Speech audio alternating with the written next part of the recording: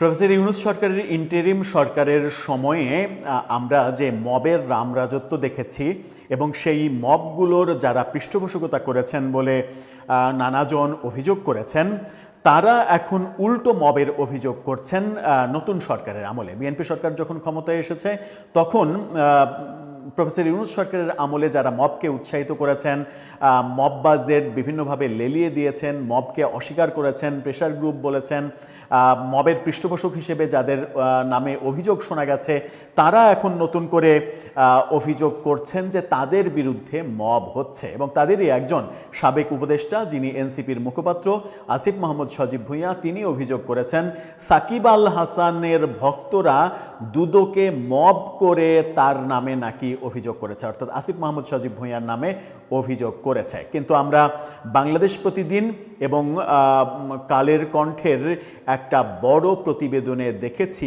দুদকে শত শত অভিযোগ দায়ের হয়েছে, প্রধান উপদেষ্টা থেকে শুরু করে প্রায় সব উপদেষ্টার বিরুদ্ধে, যে অভিযোগে হাজার হাজার কোটি টাকার দুর্নীতির ফিরিস্তি উঠে এসেছে। কিন্তু আসিফ মাহমুদ সজীব ভুঁইয়া সাকিব আল হাসান ভক্তদের দোষ দিচ্ছেন। সাকিব ভক্তদের দোষ দেওয়ার কারণ কি? তিনি আজকেও বলেছেন যে সাকিবের বাংলাদেশের পতাকা বহনের নৈতিক কোনো অধিকার নেই। সাকিব আল হাসানের যদি বাংলাদেশের পতাকা ব্যবহারের নৈতিক অবস্থান না থাকে, অধিকার না থাকে, তাহলে আসিফ মাহমুদ সজীব ভুঁইয়ার পতাকা বহনের যে কি বলবো যে বৈধতা, সেই বৈধতাটাও কি প্রশ্নবিদ্ধ হতে পারে?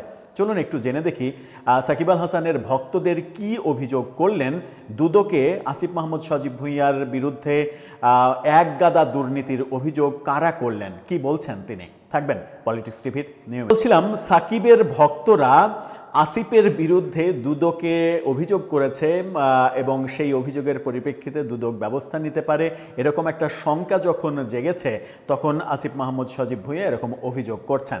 কালবেলার এই শিরোনামটা দেখে নিলেই আপনারা বুঝতে পারবেন যে রহস্যটা কোন দিকে যাচ্ছে। কালবেলা বলছে সাকিবের ভক্তরা দুদকে মব করে অভিযোগ দিয়েছে, অর্থাৎ দুদকের সামনে মব করা হয়েছে, মব করে আসিফ মাহমুদ সজীব ভুঁইয়ার বিরুদ্ধে অভিযোগ দিয়েছে।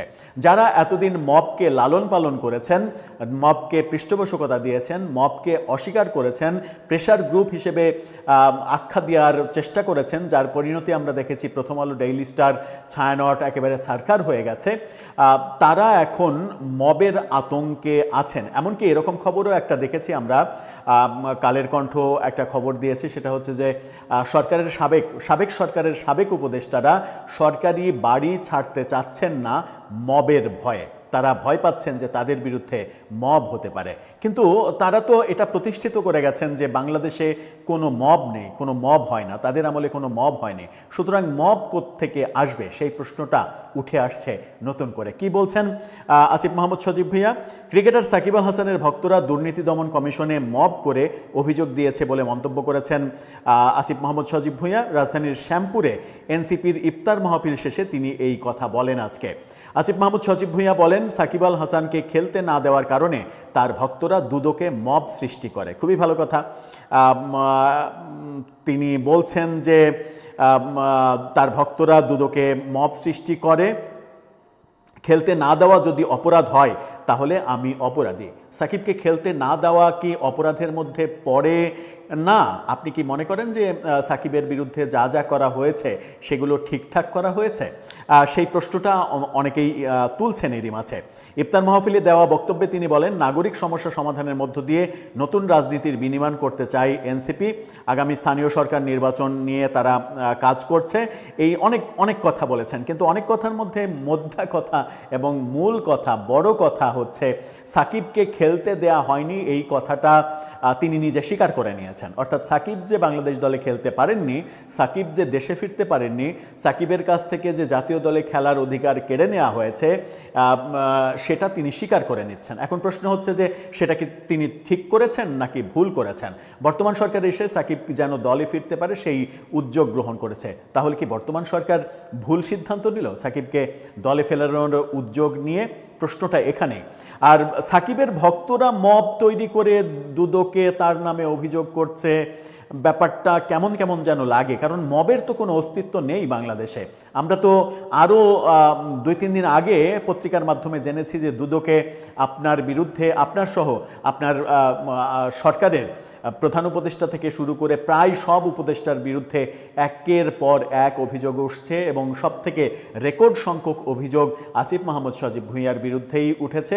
সেখানে হাজার কোটি টাকার দুর্নীতির অভিযোগ অনেকে করছেন। এখন দেখার বিষয় যে অভিযোগ করলেই তো আর হবে না, অভিযোগ করলেই সেটা সত্য হয়ে গেল তা তো নয়।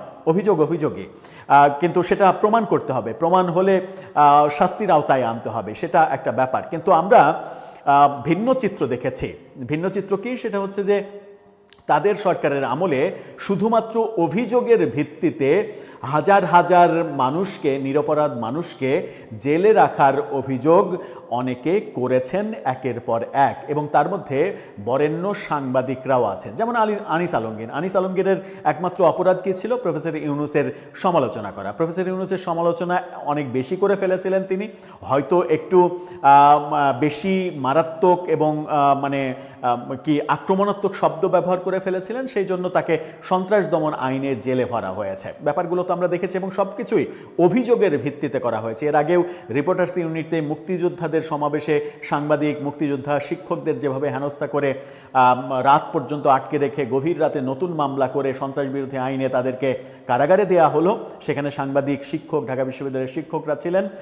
সেই ব্যাপারগুলো আমরা দেখেছি শুধুমাত্র অভিযোগের ভিত্তিতে। অথচ বর্তমানে আমরা দেখছি যে দুদকে হাজার হাজার অভিযোগ জমা হয়েছে, কিন্তু এখন পর্যন্ত দুদক বিগত সরকারের উপদেষ্টাদের বিরুদ্ধে কোনো ধরনের কোনো কথা, একটি শব্দ উচ্চারণ করেনি। তার মানে কি এক দেশে দুই আইন চলছে? এক দেশে দুই আইন যখন চলছে, তখন আমরা দেখছি যে আফগানিস্তানে এই ব্যাপারটা পাশ হয়ে গেছে, যে রাজার জন্য এক আইন, প্রজার জন্য এক আইন, দাসীর জন্য এক আইন। এই আইন কিন্তু আফগানিস্তানে পাশ হয়ে গেছে।